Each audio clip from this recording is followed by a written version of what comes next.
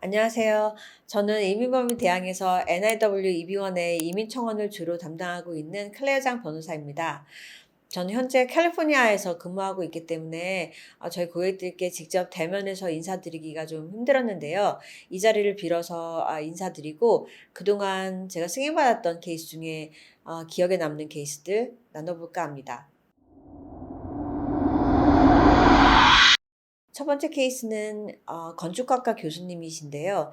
그동안 한국의 대표적인 건축 사무소에서 건축가로서 건축 및 도시 설계 등으로 두각을 나타내셨던 분이셨습니다. 근데 이분의 이력 중에 미국 국익에 부합하는 부분이 뭘까 고민하다 보니 이분이 과거에 군사시설이나 황량한 농어촌을 교육이나 복지의 목적으로 탈바꿈한 이력을 발견했었습니다. 이 업적을 부각시켜서 플레이스메이킹이라는 키워드로 미국 내에서도 이런 공공장소를 기획하고 황량한 도시에서 건축미를 살릴 필요성이 있다는 주장을 펼쳐서 성공적으로 승인받았던 기억이 납니다. 두 번째 케이스는 한국에서 활동 중이던 외국 국적의 셰프셨습니다. 한국의 음식 문화에 호기심을 가지고 여러 시도를 하시던 분이셨는데요. 가령 팝업 레스토랑이나 아니면은 브랜드하고 같이 콜라보하는 그런 음식을 시도하는 그런 분이셨는데 이분의 활동하고 미국 국익이 어떤 접점이 있을까 고민을 많이 했었는데요. 이분이 유난히 고추장, 된장, 김치, 막걸리 등에 관심을 많이 보이시고 시도를 많이 하셨습니다. 그래서 그 원리인 발효라는 기법이 미국 음식에도 접목된다면 조금 더 다양한 식도락을 미국인에게 선사할 수 있지 않을까 하면서 미국 국익을 설명했던 기억이 납니다. 그리고 문화적으로 풍부하게 할 수 있다는 그런 주장을 해서 성공적으로 승인을 받았습니다. 그리고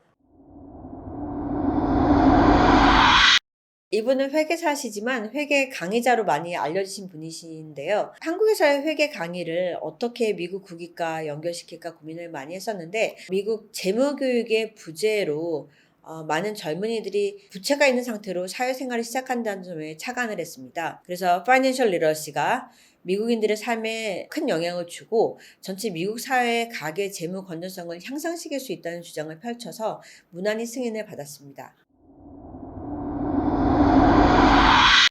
이분은 평생을 안과 의사로 활동을 해오신 분이셨습니다. 의사로서의 본업 사이사이 의료 선교를 다니신다는 점에 주목을 해서 이분이 미국에서 커뮤니티 ophthalmology, 빈곤층과 취약계층의 안과적인 필요를 충족시킬 수 있다는 주장을 펼쳤습니다. 그래서 미국인의 삶의 질을 개선시킬 수 있다는 주장으로 무난히 승인을 받았습니다.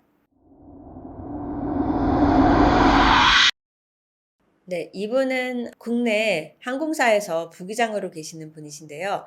주로 화물 운송기를 조종을 하셨습니다. 이분에 대해서는 일반적인 조종사가 아닌 화물 운송 전문가로서 가지는 그 전문성에 집중을 했고요. 화물 운송에 대한 전문성이 기술 발전과 더불어서 날로 중요성을 더하고 있음을 주장해서 무난히 승인을 받았습니다.